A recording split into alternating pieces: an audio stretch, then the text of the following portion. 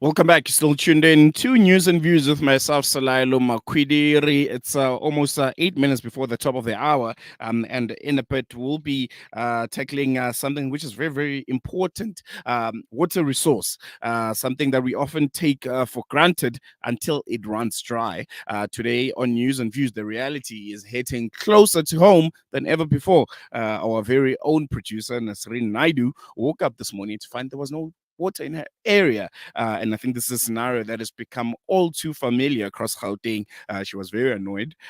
She sent me a message this morning, and yeah, you could just imagine waking up trying to prepare to go to work, and you open your tap and it's just air coming out. And I think in the past, week, as this heat wave intensified, water levels in the province have been critically low, and rainwater has warned that the crisis we've long trying to prevent is here, with municipalities losing up to 72% of the water supply due to infrastructure failure and the water restrictions now in place. It begs the question, is the situation already beyond a point of repair?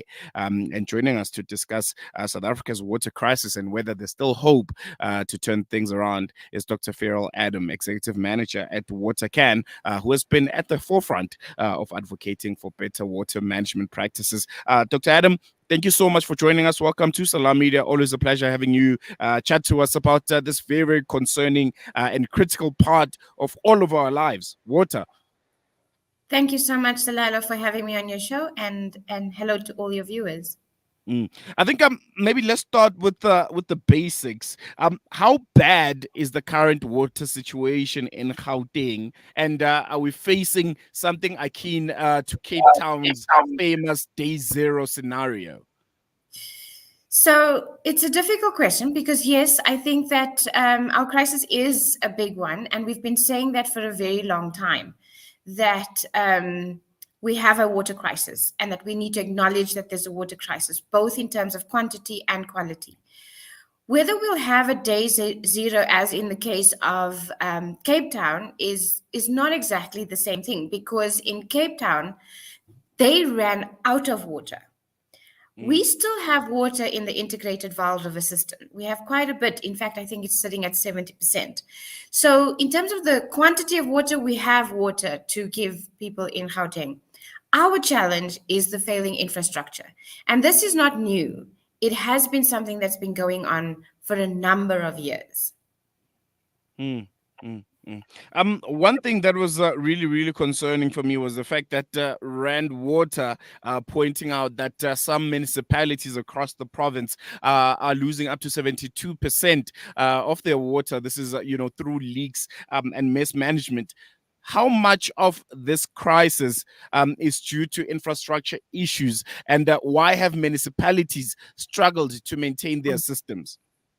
A lot of it is because of is a municipal-based issue. Not all of it, because remember that the Department of Water and Sanitation itself went through, was also captured during the periods of state capture. And so for about 10 years, what they needed to do and show the leadership that they needed to do, they didn't do. So we mustn't put all blame on the municipalities. There's a blame that falls on national government as well. But in terms of the municipalities, the biggest thing that's going on is that they have not been spending the required amount on maintenance. Now, when you have infrastructure, whether it's pipes or reservoirs or pump stations, you have to maintain them. You have to almost do monthly maintenance, fix the pipes, oil here, there, make sure that everything's running properly. That has been neglected to a large extent. And the reason for that is budget, but also for a long time, municipalities thought, these things are fine. We can carry on putting money in other places. And added to that, while we were all looking at state capture, nobody looked at municipal capture. So if you look at the issue of Hammanskraal, they shouldn't have had the issues they had with cholera a few years ago or last year. The money that was set aside was all stolen, and that person is still walking around enjoying life. Quite concerning. there's been frustration, amongst the residents who feel they are asked to save water while municipalities are losing so much to leaks. I mean, up to 72%. That's a lot. How should municipalities balance their own responsibilities with also asking citizens to conserve water? Because at the end of the day, you have a job to do. And as a resident, I'll pay for my rates, I'll do my part, but I can only do so much if you don't keep your end of the bargain. Yeah, I think, Salalo, that is a very good question. There's a lot of people have been saying that, but I think the old saying, you cannot cut your nose off to spite your face. Mm, Is that yes, our municipalities are responsible. We have not caused the mess that we're in right now. But if we behave as if this is not our problem, we will end up not having water in our taps. Not for a short period, but extended periods. So we have a role to play. We have to come to the party. We have to also save. And let's be honest, yes, there are a lot of leaks. The infrastructure is failing. The municipalities, and I'm going to be specific now in Joburg Water and Rand Water, well, let's take Joburg Water, can do more. But if we look at the statistics that they've been releasing, they're fixing, like if they showed that for the month of August, they had something like over 800 leaks reported. And that's the other thing. People need to continuously report. And they fixed about over 500 of those leaks with a 300 backlog. So now we have a base to manage and to monitor whether they're doing a good job or not. But it's not like they're sitting back and doing nothing. Some leaks are more complicated, but they're not off the line. They need to mm, respond. We need to keep alerting them to the leaks. Don't say, oh, well, no one's going to do anything. If a leak is there, you report it as often as you need to until it gets fixed. And then mm, let us know, like NGOs and media like yourself. Say, I have been reporting this leak for 7 days and nothing's happened. And let's try and get the media attention on it to escalate the issue. But we have to play a role. We cannot allow government to continue the way that they have been going, and we cannot leave this in the hands of just one sector. We, mm, as ordinary people, have to come to the party. It's going to be a very hot summer. The demand, we have a high demand, and we know that. And because of the corruption and at state capture at national level for 10 years, the Lesotho Highlands project has been delayed, so we don't have more water. So there are all these kind of restrictions and this kind of domino effect that if we don't play our part, it's gonna mm, cause a big issue in the system. mm. The city of Johannesburg has introduced this level 1 water restriction, and other municipalities are seemingly, following suit. Um, in practical terms, what impact can these restrictions have, and are they enough to almost stabilize the system to a certain extent, if I can put it that way? So, Salalo, the level 1 restrictions are not new. Mm, They actually happen almost every year around this time of the year because you must remember we're going from a very dry period, dry winter, and then we go into summer with temperatures increasing and then the increase in water usage. So it's not something that's just been now, and that everyone's thinking, oh my word, it's, we're having restrictions. No, every year there's these restrictions from September to March. The difference is that every other year nobody listens to them. I think that we have to start abiding by these restrictions. It's simple things. It's not affecting our lives big time. It's about not using a hose pipe to wash your garden, wash your pavements, wash your cars, and water your gardens. It's about being more mindful. And I think those are not big asks. The challenge, and you're right, is what difference will it make? It will only make a difference if people actually do those things. And people can do that. We mustn't wait for government to come give us a fine to say you're not actually saving water, you're abusing water, before we actually listen. We have to listen to these restrictions. We need to spread them widely. We need to talk about them at churches, mosques, temples, in schools. That's where the education of our population is going to happen and where people are going to listen. We have to get mm, people on board to save water. The municipalities, like you said, they don't have the mechanism to enforce. So no one's going to be driving around and finding you if you use too much water. But we mm, have to know that we in a crisis situation and we have to play a role. mm, mm. In your view, what are some of the most critical actions that should be implemented almost immediately to prevent a total collapse of water provision, not only in Gauteng but in most parts of the country that are facing this situation? Yes, I'm glad you said that because I think sometimes we get so narrow in our vision that it's just a Joburg issue. It's not a Joburg issue, it's a national issue.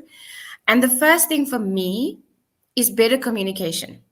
So Rand Water's release statement on over the weekend just caused undue anxiety and alarm with people trying to like stock up on water and all of that, thinking day zero was starting on Monday. Mm, So it's better communication and awareness. Share proper information with us. So, and I say us meaning the population, so that we know what is going on. That's the first thing. The second thing is prioritize leaks.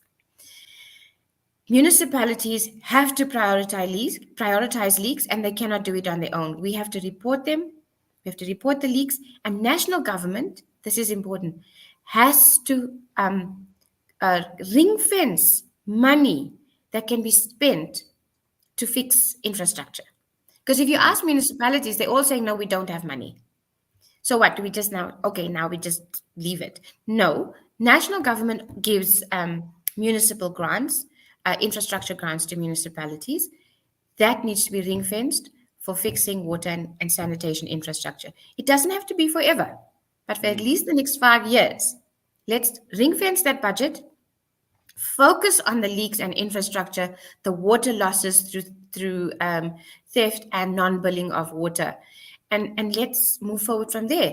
Solelo, the other thing is that government buildings themselves, they can start with their own buildings. mm, Public Works is the only entity that can fix public, buildings.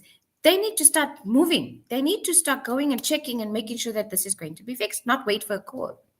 mm, mm, mm. Just given these long-standing issues and just how critical the shortage of water is, let me maybe focus on Gauteng right now.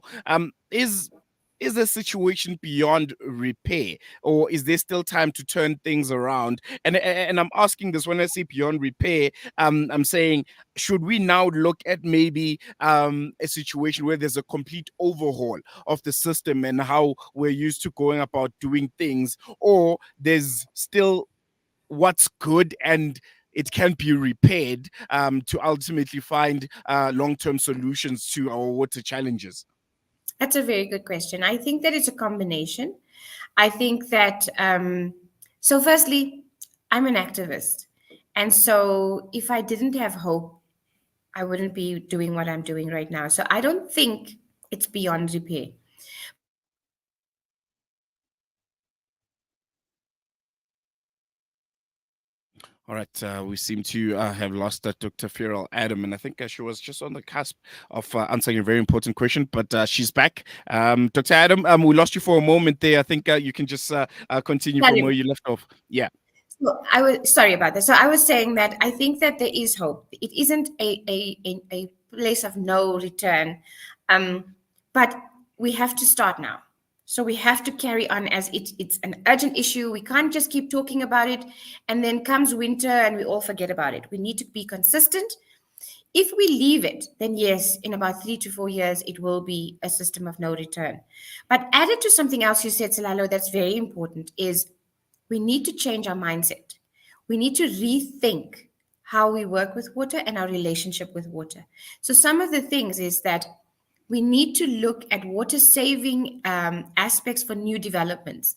I think that people are just looking at putting more high density flats and high density developments in areas which are already constrained.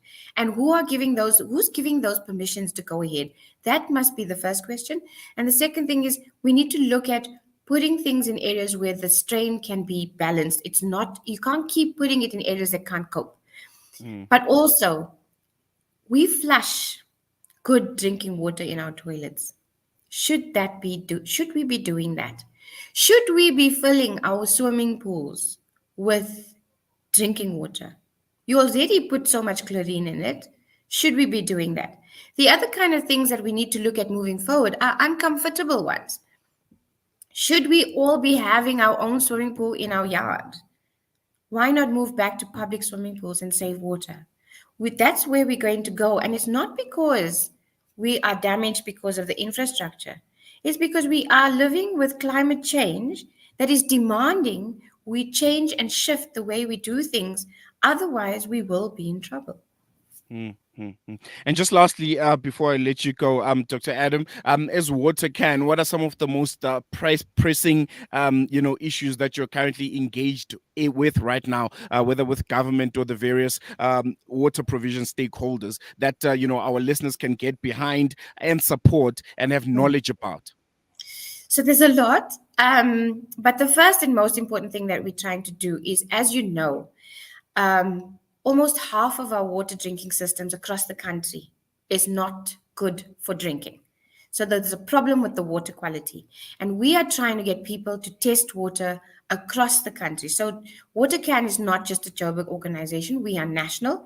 And we are trying to get people to test in Northern Cape, Eastern Cape, Free State, because the drinking water there is a problem.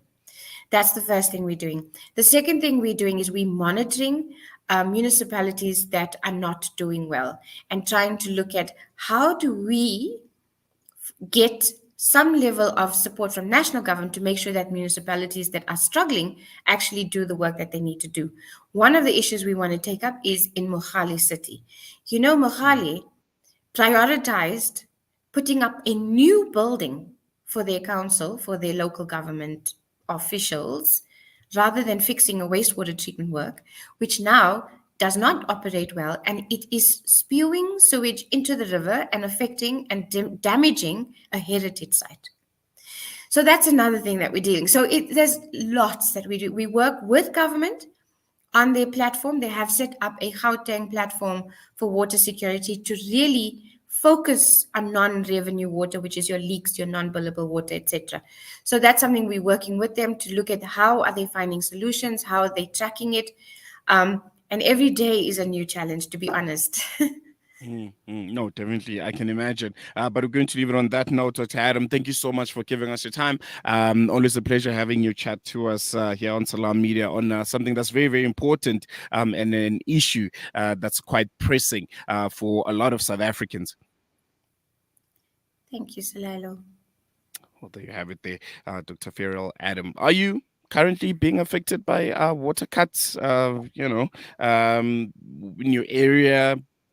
Municipality has switched off your water, you can give us a call 01168000355, or you can send us a WhatsApp on 0617660355 and give us a bit more information about how has that affected you personally, and do you feel like your councillors and those that are responsible, the stakeholders that are responsible when it comes to water provision, are doing enough to tackle the issues that you and your community are currently facing? And maybe here on Salam Media we can get them on board. We can ask them the hard questions on why they are seemingly not doing their jobs, because as residents I feel like most of the time we keep our end of the bargain.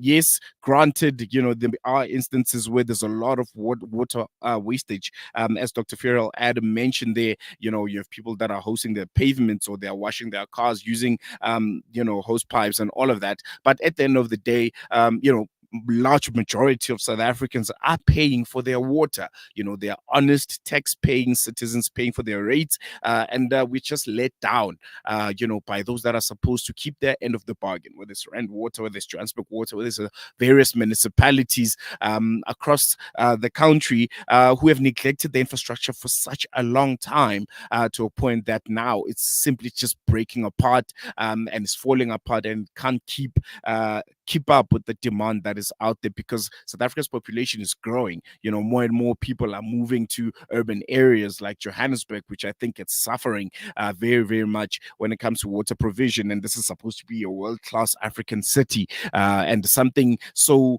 minuscule. And I'm speaking minuscule in the sense that any major city in the world that you can go to shouldn't be suffering with water provision. The most basic human right shouldn't be a problem to be provided for, especially for a city that claims to be a world-class African city. So really, really concerning. We're going to take a quick break, but before we do, we put up a really interesting poll yesterday on our Twitter page. I think we've heard stories about that 22-year-old man from Sandton who's currently serving in the IDF.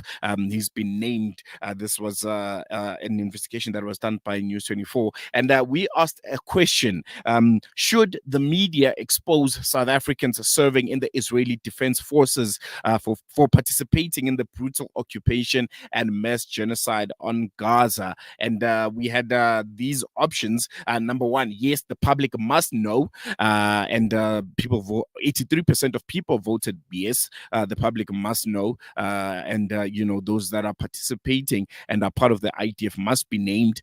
There was 83% of those that voted, and 8.3% voted no. They're saying it endangers their families and their loved ones, and another 8.3% of people voted that it depends on the context, and we had 0% of people that were unsure of which answer to give. So if you want to give your thoughts, you want to give your opinion on this, I think you can head over to go over to our Twitter page on Salam Media, and you can give a vote. There's only 2 hours left before that poll comes to a close, and you can tell us what you think. If you feel like it's okay for those that are participating in this mass genocide and this brutal occupation of Palestine and on the people of Gaza, should be named and shamed. South Africans, those that are like you and me, they carry their green ID book or their card ID book. They walk amongst us.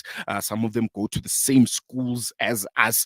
Some of them, work with us, go to the same, third spaces like malls and parks with us. But yeah, they are actively participating in this mass genocide. And I think this is just another very, very important call for the South African government. We've already positioned ourselves as a country that is heads and shoulders above everyone else when it comes to advocating for the rights of people of Palestine.